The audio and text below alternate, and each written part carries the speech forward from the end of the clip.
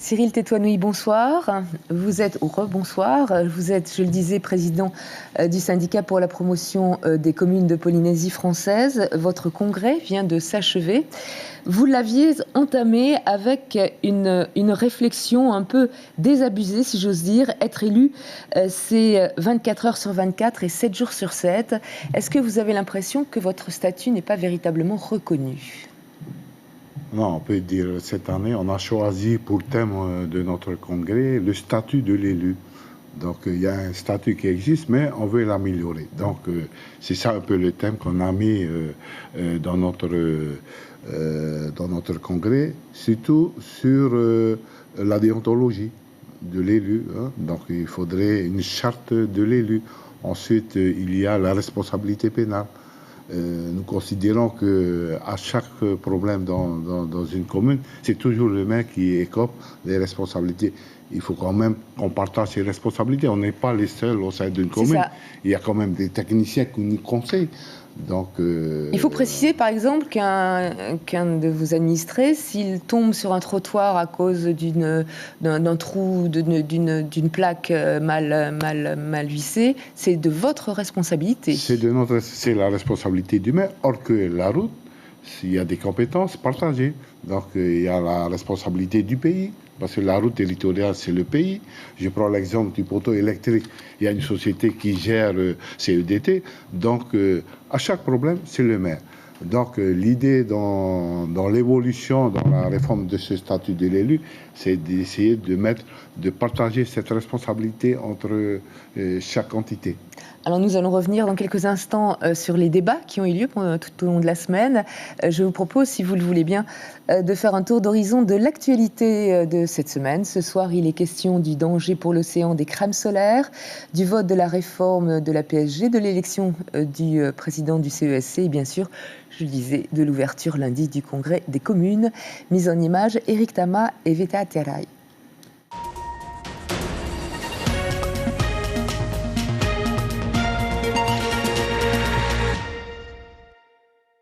C'est la grand-messe annuelle des Tavana de Polynésie. Le temps des questions et des formations pendant le congrès des maires. Et le thème cette année porte sur le statut des élus locaux. Le sénateur du Haut-Rhin, Jean-Marie Bockel, a mené une enquête en métropole sur le statut d'élu municipal. Il a été invité au congrès des maires afin de restituer ses premières conclusions. Et elles sont proches des problématiques locales. La préparation de la fin du mandat, la reconversion, leur statut social, enfin toutes ces choses. La question également du statut juridique, le risque pénal qui les angoisse beaucoup.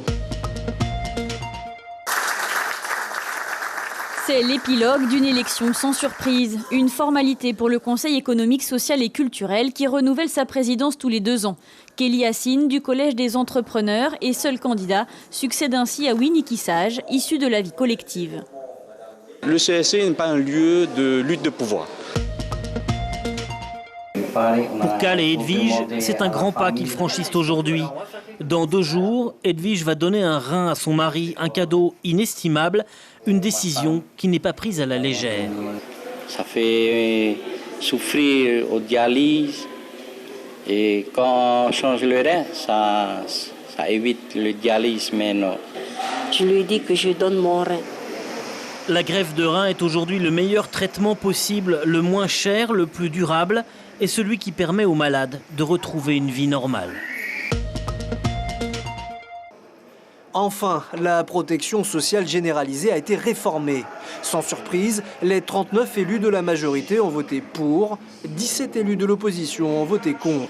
La loi a été votée à la suite de longs échanges en début d'après-midi. Pour la majorité, elle doit être l'objet d'évolutions à l'avenir.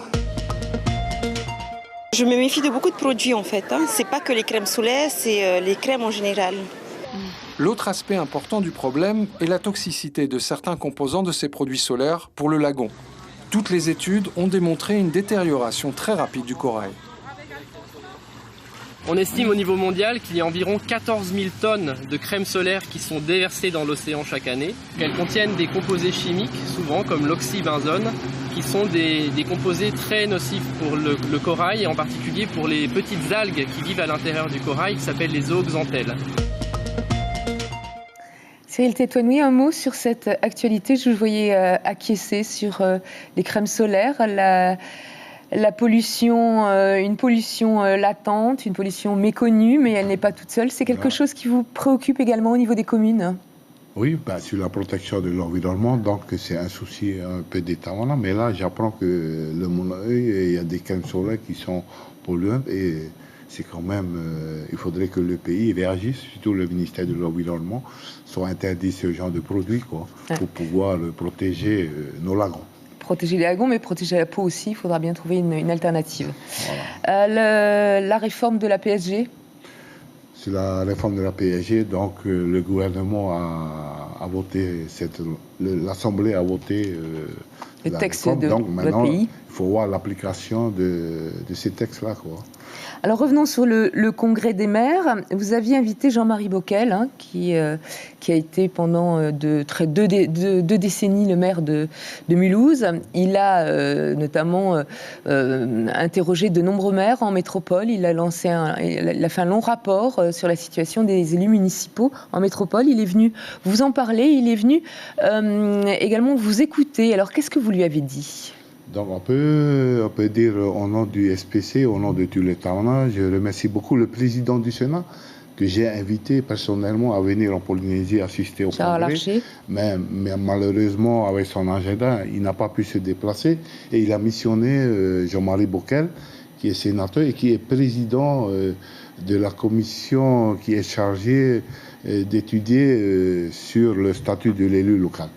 Donc ils ont fait des travaux, ils ont mené une enquête en France et ça tombe bien, on rejoint sur le thème du congrès et c'est pour ça qu'on l'a invité à venir ici en Polynésie partager nos visions sur le statut de l'élu. Alors, ce qu'il faut préciser, c'est qu'en métropole, les vocations se perdent. Beaucoup de maires ne renouvellent pas leur mandat ou même démissionnent en cours de mandat, ce qui n'est pas vraiment le cas ici. Il n'y a pas encore de crise de vocation. Le maire a encore un statut de notable. Enfin, en tout cas, c'est un statut stratégique qui permet aussi aux partis politiques ici de se positionner et de compter ses voix. On peut dire suite à l'enquête que le SPC a menée auprès des élus locaux, donc on n'a pas vraiment les crises de vocation comme en France. Mais les élus locaux sont prêts à renouveler leur mandat.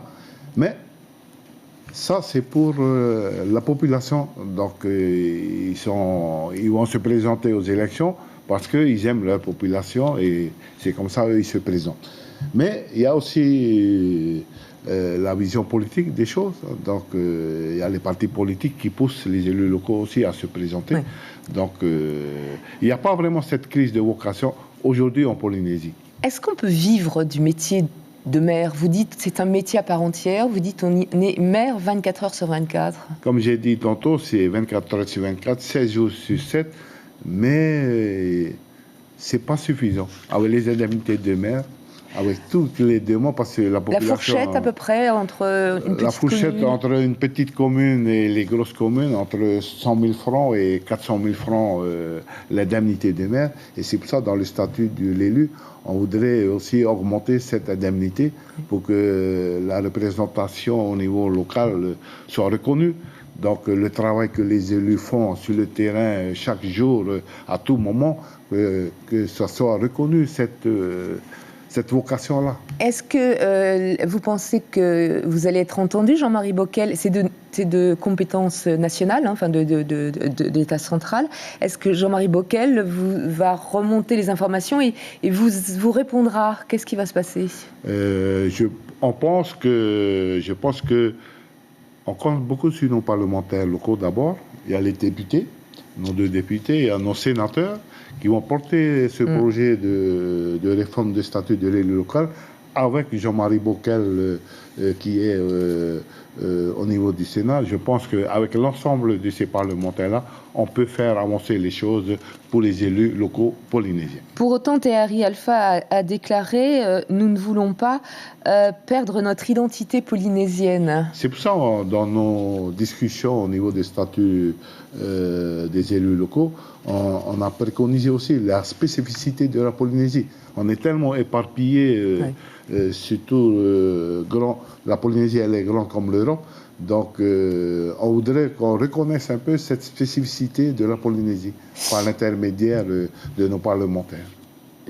L'année prochaine, ce sera le 29e ou ça, congrès. C'est le 30e congrès voilà. Et donc on a décidé d'aller à Ariquitea parce que la commune s'est proposée de nous accueillir au Gambier. Et vous espérez avoir des réponses déjà du gouvernement central sur vos doléances dès l'an prochain? Je pense que l'année prochaine, à la fin de l'année déjà, il y a une fenêtre parlementaire. Je pense qu'on aura des réponses d'ici l'année prochaine. Cyril Tétouenoui, merci d'avoir accepté notre invitation. Merci d'avoir invité le président du SPC.